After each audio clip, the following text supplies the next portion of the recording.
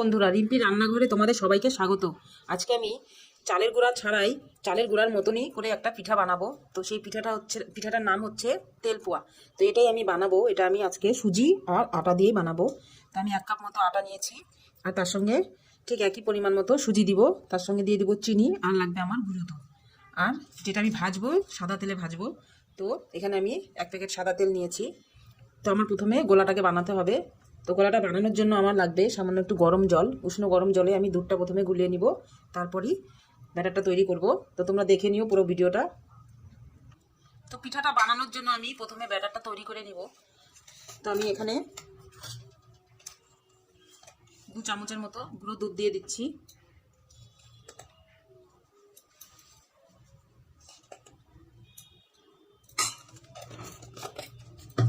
এরপর আমি দিয়ে দিচ্ছি গরম জল।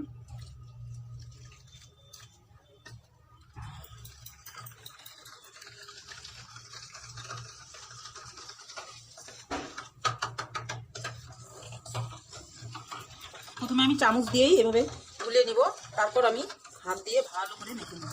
এরপর আমি দিয়ে দিচ্ছি চিনি।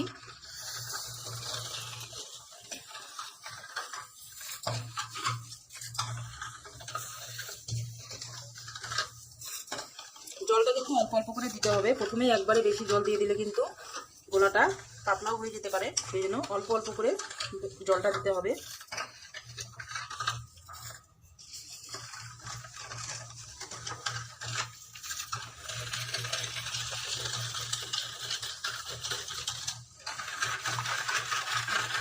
চিনিটা ভালো করে দিয়ে দিয়ে তারপর আমি আটা দিয়ে দিব।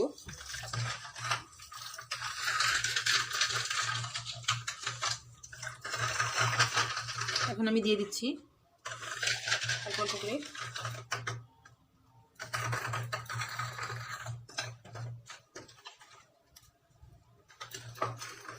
এভাবে করেই গোলাতে হবে।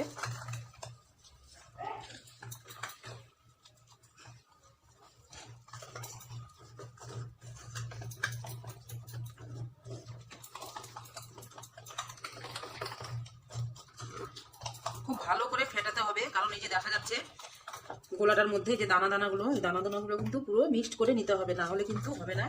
এটা কিন্তু নষ্ট হয়ে যাবে, ভিতরে দানা দানা মনে হবে।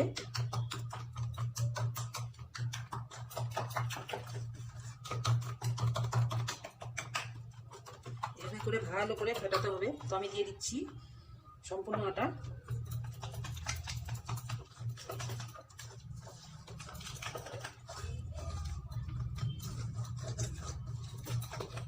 এখন আমি আরেকটু জল দিয়ে দিব।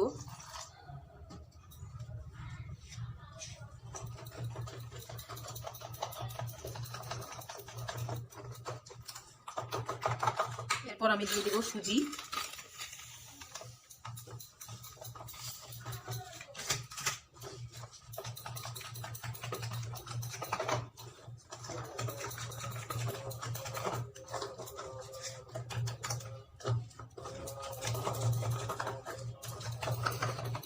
আর একটু জল দিয়ে দিচ্ছি।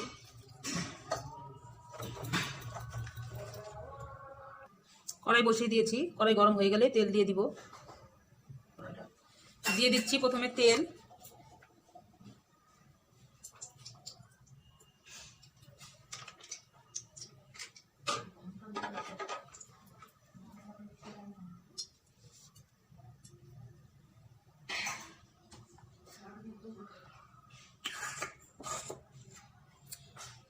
তেল গরম হয়ে গেছে, আমি এখন দিয়ে দিচ্ছি।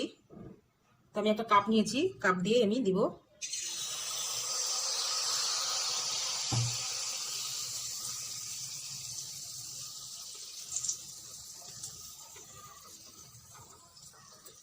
তো বন্ধুরা, তোমরা দেখলে তো ঘরে থাকা জিনিস দিয়ে আমি খুব সহজেই একটি পিঠা রেসিপি তোমাদের সঙ্গে শেয়ার করলাম। চাইলে তোমরাও করতে পারো।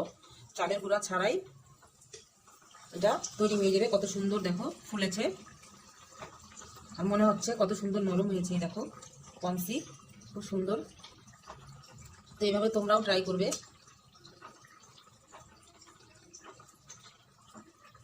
আঁচটা কমিয়ে দিয়ে ভাজতে হবে, তাহলে কি হবে, ভিতর থেকে সেদ্ধ হবে, না হলে ভেতরে কাঁচা থেকে যাবে আর উপরে ভাজাটা বেশি হয়ে যাবে।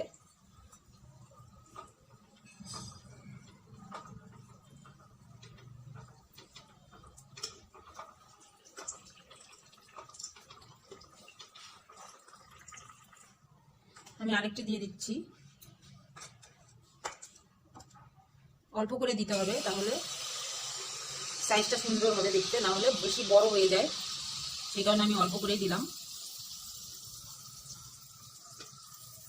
এই পিঠাটা বানানোর জন্য ব্যাটারটাকে ভালো করে তৈরি করতে হবে, না হলে কিন্তু পিঠাটা ভালো হবে না। খুব পাতলাও করা যাবে না, আবার খুব মোটাও করা যাবে না। দেখো, তাহলে তেলে দিলে একাই ছেড়ে উঠে আসবে। দেখেছো কত সুন্দর হয়েছে।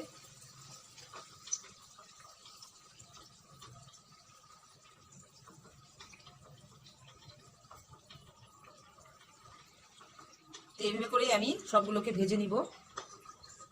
তোমরা ভিডিওটা পুরো দেখবে আর বাড়িতেও ট্রাই করবে, দেখবে কত সুন্দর শীতের একটি পিঠে তৈরি হয়ে গেল। তো আজকের আমার এই তেলপুয়ার পিঠেটার রেসিপিটা যদি ভালো লেগে থাকে তো প্লিজ আমার চ্যানেলটিকে অবশ্যই সাবস্ক্রাইব করবে আর ভিডিওটিকে লাইক করবে।